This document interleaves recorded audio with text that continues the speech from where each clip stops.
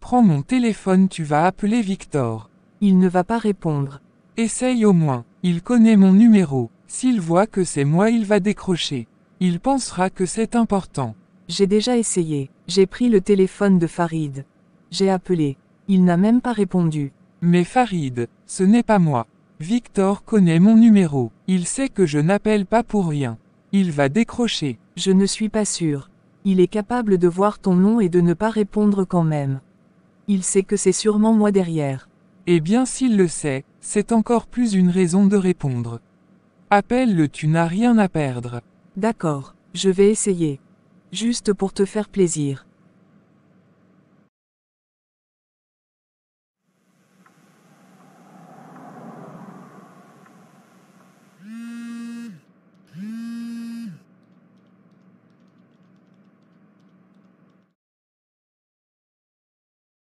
Maintenant c'est la vieille qui s'y met.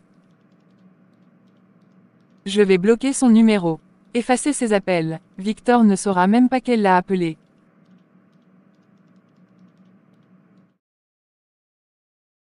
Il ne décroche pas. Il sait que c'est mon numéro. Il l'a vu pourtant. Il ne veut pas parler.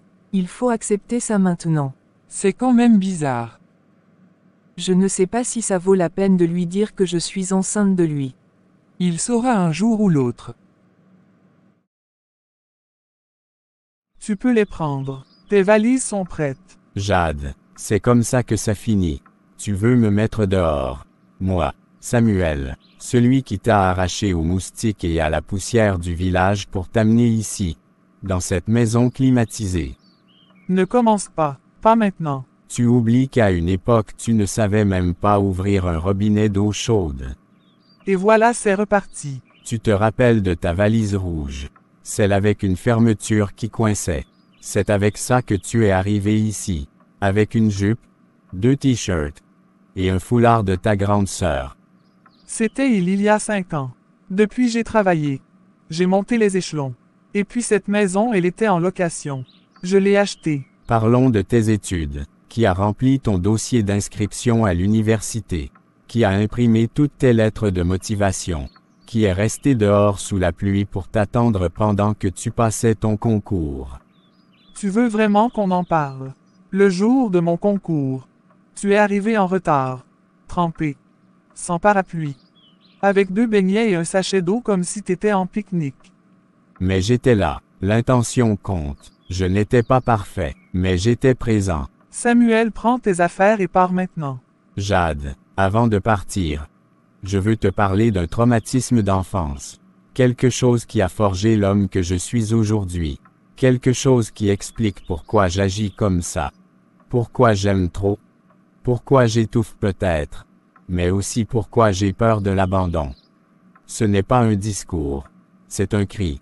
Écoute-moi. Voilà, c'est reparti. C'est à cause de tonton Moïse. Ton oncle biblique. C'est ça qui t'empêche de quitter la maison. Non, tonton Moïse. C'est mon vrai oncle. Le frère de ma mère. Il était un monument. Il a détruit ma vie indirectement. Je vais t'expliquer. On vivait chez lui quand j'avais 9 ans. Lui, sa femme Tata Blandine, et leurs 6 enfants. Et moi je dormais dans la buanderie. Je dis bien dans la buanderie. Entre la machine à laver et les bidons d'huile. Samuel. Tous les soirs, j'entendais des cris, des disputes, des bruits de casseroles. Mais ce n'était pas Tata Blandine. C'était tonton Moïse. C'est lui qui criait, et il criait pour tout. Un jour, il a crié parce que Tata avait oublié de rincer le poisson avant de mettre dans la sauce tomate. Il criait en mangeant, et il disait, « Tu veux me faire du mal. » Mais ce n'est pas le pire. Le vrai traumatisme, c'est le jour où il a mis Tata Blandine dehors. Enfin un lien logique. Il l'a mise dehors parce qu'il a trouvé un ticket de taxi dans son sac. Il lui a dit, « Tu prends le taxi sans moi. » Et puis quoi encore? Tu as un chauffeur secret. Et tu t'identifies à Tata Blandine. C'est ça. Non, c'est moi l'enfant dans cette histoire. Je suis le témoin traumatisé. Ce jour-là, Tata a pris son seau, ses habits, le sac de riz, la viande, le poisson, et elle est partie. Et moi, j'ai pleuré. Je n'ai pas dormi pendant 4 jours. Tonton Moïse a fermé la cuisine à clé. Il disait, puisqu'elle est partie, vous allez tous jeûner. C'est pathétique. C'est la genèse de mon traumatisme. À 9 ans, j'ai compris que l'amour ça finit, brutalement, que les femmes peuvent partir sans prévenir, et que les hommes peuvent souffrir de leur absence en fermant la cuisine. Et depuis ce jour, je fais tout pour éviter que ça se reproduise. Voilà pourquoi je suis excessif parfois. Tu me compares à Tata Blandine. Non, tu es bien plus belle. Mais tu as les mêmes yeux quand tu es fâché. Et là, je sens que l'histoire se répète. Sauf que moi, je ne suis pas tonton Moïse. Je suis un Samuel. Je veux réparer mes erreurs. Je veux cuisiner pour toi. Ouvrir toutes les cuisines de mon cœur. Est-ce que tu as fini ton histoire à dormir debout?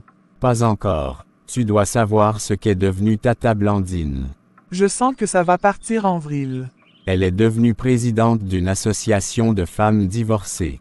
Une femme forte, puissante. Mais tu sais quoi? Tonton Moïse a fini seul. Très seul. Il parle aux pigeons maintenant. C'est censé me convaincre de quoi exactement? Que parfois, il faut pardonner avant que la personne commence à parler aux pigeons. Je suis encore sain d'esprit. Je peux changer. Ne fais pas de moi un tonton Moïse. Sauve-moi de la solitude. Laisse-moi rester. Prends tes affaires et pars maintenant. Je vais déposer mes affaires au sous-sol. Après je vais venir les chercher.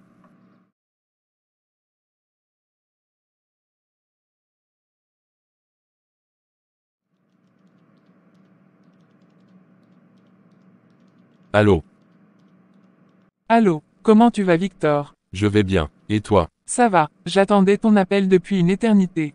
Tu sais que je m'inquiète toujours quand tu restes silencieux. J'ai quelque chose à t'annoncer.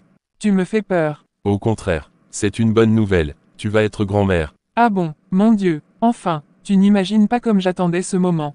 Toi et Lydia vous vous êtes remis ensemble. Je le savais, l'amour finit toujours par triompher. Non maman, ce n'est pas Lydia. Ce n'est pas Lydia, tu veux dire que tu as refait ta vie. Oui, depuis quelques mois, elle s'appelle Eunice. Tu ne m'en as jamais parlé. J'aurais tellement voulu que ce soit Lydia. Le secret a fini par vous séparer. Ça nous a détruits. Lydia n'a pas encore révélé le secret à sa mère. Non, je ne pense pas qu'elle a pu le faire. Pourquoi elle ne lui dit pas pour se libérer? Si Lydia parle du secret à sa mère, on aura tous des problèmes. Mais sa mère comprendra. Allô maman, je t'appelle après. Ok, c'est compris. Tu as fini de faire la cuisine. De quel secret tu parlais au téléphone? Quel secret Lydia n'a pas encore révélé à sa mère? Va servir le repas. Victor, je fais partie de ta vie. Il faut que je sache ce qui se passe. J'ai faim. Vous êtes libre. Quoi, libre? Je ne comprends pas. Les charges contre vous ont été levées. Vous n'êtes pas coupable. Est-ce que Nadine a été retrouvée? Non, pas encore. Les recherches continuent. Mais pour l'instant, il n'y a aucune trace d'elle. Est-ce que le coupable, ou bien la coupable vous l'avez arrêté? Malheureusement non. L'enquête est toujours en cours. Mais vous n'êtes pas impliqué. Pourquoi m'avoir emprisonné si vous n'avez pas de preuves? C'est mon collègue qui m'a dit de vous libérer. Il dit qu'il a trouvé des preuves qui prouvent votre innocence. Des preuves. Où est ce collègue? Je veux le voir. Il est hospitalisé. Hospitalisé. Pourquoi? Il est tombé dans le cabinet d'un psychologue du nom de Samuel. Une chute brutale. Est-ce qu'il va s'en sortir? On espère, mais pour l'instant, il est sous surveillance. C'est lui qui a vu les preuves. C'est lui qui a fait pencher la balance en votre faveur. Je suis libre. Mais Nadine est toujours portée disparue. Vous n'êtes plus suspecte, et ça, c'est important. Merci de me le dire. Je veux juste que vous retrouviez Nadine. Et la vérité. On ne lâchera pas l'enquête. Rentrez chez vous. Reposez-vous. Et si jamais vous avez des informations, vous savez où nous trouver.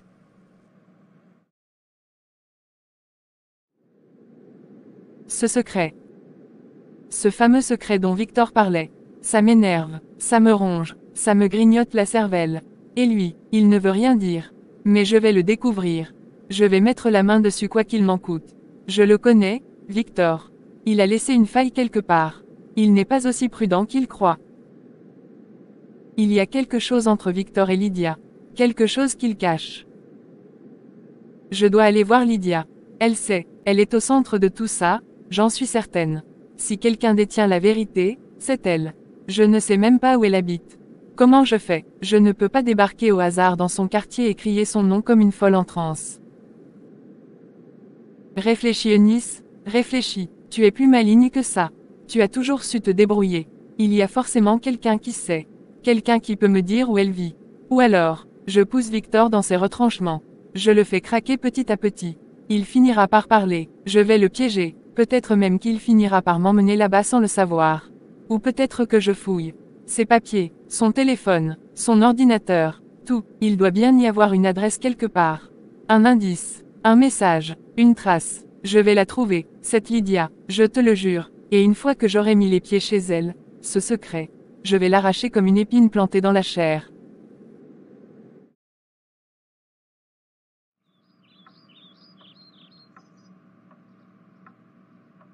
Enfin, tu es libre. Je viens juste de sortir. Je n'ai pas voulu passer chez moi. Mais je voulais te voir d'abord. Je suis tellement contente. Il y a un policier. Il est à l'hôpital. Apparemment il a parlé à son collègue. Il dit qu'il détient les preuves de mon innocence. Tu as été accusé à tort.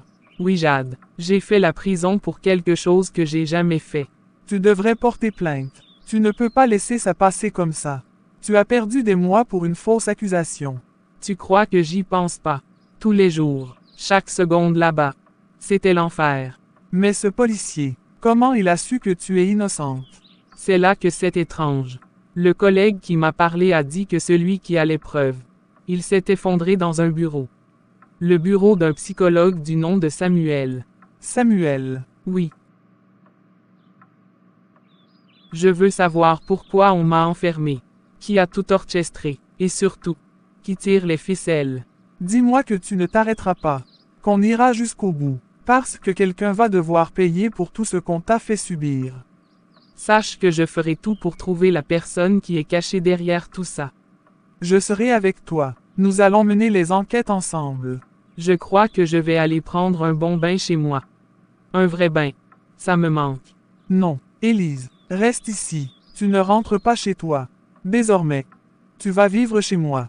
Chez toi, mais, et Samuel, est-ce qu'il va accepter ça? Est-ce qu'il ne va pas faire d'histoire? Je l'ai mis dehors. Quoi? Tu as mis Samuel dehors. Mais pourquoi? Qu'est-ce qui s'est passé? Je ne veux pas t'expliquer. Pas maintenant. Je sais que tu veux m'aider. Et je t'en remercie. Mais ce n'est peut-être pas une bonne idée que je reste chez toi. Je ne veux pas t'attirer des problèmes. Justement, c'est pour éviter les problèmes que tu dois rester avec moi. Si jamais quelqu'un essaie encore de t'accuser de quoi que ce soit, je pourrai témoigner. Tu ne seras pas seul. On sera deux. Tu veux vraiment t'encombrer. Tu n'es pas un encombrement. Tu es mon ami, et tu m'as toujours soutenu. Même dans mes pires jours. Là, c'est à mon tour. Tu risques gros. Alors autant qu'on tombe ensemble comme ça je pourrais enfin dire que j'ai été accusé pour quelque chose que j'ai vraiment fait. Protéger une innocente.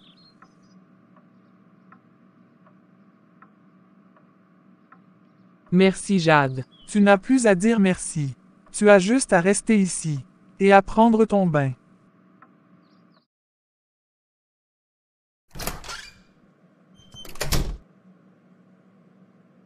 Je t'ai manqué. Je pensais que tu étais. Tu pensais que tu avais bien couvert ton trou, bien tassé la terre. Tu te voyais tranquille après un peu de silence et puis, plus de Nadine. Je ne suis pas venu pour crier. Pas encore, pas tout de suite. Je suis venu pour parler. Et tu vas écouter, même si ton âme veut s'échapper par tous les pores. Tu veux savoir ce qui se passe quand on se réveille dans une tombe. Dommage, parce que moi, j'ai vécu ça. Et je ne vais jamais l'oublier. Jamais, je me souviens du choc. Pas même une lueur, rien, juste l'odeur de la terre. De l'humidité, le bois au-dessus de moi. Et l'absence d'air. Ma première pensée, j'ai cru que j'étais sans vie. Je voulais l'être. Et puis mon corps a compris avant moi. Il a paniqué, mes bras ont tapé, mes jambes ont tremblé, j'ai hurlé, Samuel, j'ai hurlé ton nom, j'ai appelé à l'aide, encore et encore. Mais ma voix mourait dans la terre. Tu sais ce que ça fait d'hurler sans que personne n'entende. Tu sais ce que c'est de s'étouffer dans ses propres cris. Tu sais ce que c'est de supplier, sans témoin, sans écho. Je ne sais pas combien d'heures j'ai passé là. Peut-être un jour entier, peut-être 2. J'avais froid, et en même temps j'étouffais. J'ai eu soif très vite. Ma langue s'est collée à mon palais. Mes muscles se sont crispés. J'ai uriné sur moi. Oui, voilà, tu es content. Je suis devenue une bête. Une bête enfermée dans une boîte. J'ai gratté, gratté comme une folle. Mes ongles se sont arrachés. Le bois ne cédait pas. J'ai entendu un bruit faible. Très loin, des voix, des pas. J'ai cru que je devenais folle. Mais la terre a tremblé légèrement. Et là, je me suis remise à frapper. Avec tout ce qui me restait. J'ai crié. 2 hommes qui passaient avec un chien. Ils avaient entendu le chien aboyer près du sol. Ils ont déterré, et ont trouvé mon corps tordu, boueux, méconnaissable. J'étais à moitié conscient. On m'a hissé comme un vieux sac. On m'a emmené dans une grange, pas à l'hôpital. Non, j'ai supplié qu'on n'aille pas à la police tout de suite. J'avais peur, peur que tu finisses le travail. Tu sais ce qu'ils m'ont dit ces gens. Tu as de la chance, mademoiselle. Moi je n'appelais pas ça de la chance. Je me sentais salie, je me sentais plus humaine. J'étais un truc qu'on enterre et qu'on oublie. J'ai passé des jours dans une étable, sur une botte de foin. À peine capable de bouger. Ils m'ont nourri, lavé, soigné, mais je refusais de parler. Je faisais des cauchemars, je sursautais au moindre bruit. J'ai appris à me taire, à faire semblant de ne plus exister. Je t'ai haï chaque seconde. Mais j'avais aussi honte d'avoir aimé un monstre. Honte d'avoir cru en toi. J'ai revu tous les signes. Ton regard, tes silences, ton mépris. Comment ai-je pu ne pas voir? Et puis un matin, je me suis levé. Je me suis regardé dans un miroir pour la première fois. J'étais amaigri, le visage déformé. Mais mes yeux, ils brûlaient. Comme maintenant, tu vois, je me suis dite, je vais retourner le voir. Pas pour me venger, pas tout de suite. Je veux qu'il entende, qu'il sente ce que c'est l'enfer. Et c'est toi mon enfer. Nadine, je ne sais même pas par où commencer. Ne commence pas, tu n'as jamais su, tu as toujours fui, mais là, tu vas rester, tu vas assumer. Je ne voulais pas que ça aille aussi loin. Ce n'était pas censé arriver comme ça. Tu m'as enterrée vivante. Samuel, tu m'as jeté dans un trou. Et tu parles de ce qui était censé arriver. Tu crois qu'on planifie un rendez-vous chez le dentiste. Écoute-moi, j'étais perdu. Tu ne comprends pas. J'ai grandi dans la peur moi aussi. Mon père m'enfermait dans le placard pendant des heures. Je restais dans le noir sans manger, sans parler. J'ai reproduit ce que j'ai connu. Je suis malade. J'ai besoin d'aide. La belle histoire de l'enfant battu, l'homme brisé, l'excuse universelle. Je voulais juste que tu reviennes à moi. La vraie Nadine, celle qui m'écoutait, qui me respectait. Tu m'as brisé, oui, mais c'est pas mon orgueil. C'est mon corps, mon souffle, mon humanité. Mais laisse-moi te dire un truc. Samuel, ce que tu as enterré, ce n'est pas seulement une femme. C'est une vérité qui va sortir, lentement, comme moi, et qui va t'étrangler comme la terre m'a presque étouffé. Tu sais ce que j'ai fait après ma sortie. J'ai tout noté, chaque détail. Tu veux me détruire. C'est ça ton but. Non, mon but, c'est que tu sois enfin visible. Plus dans les coulisses, plus le gentil docteur. Je veux que ton nom résonne dans les tribunaux, que les gens voient ce que tu es. Pas un psychologue, un fossoyeur. Tu ne me détruiras jamais. Tu crois que tu as gagné. Les gens ne te croiront pas. Je suis respecté, je suis écouté, j'ai des clients, des soutiens. Toi, tu es juste une revenant qui sort d'un cauchemar. C'est ce qu'on verra.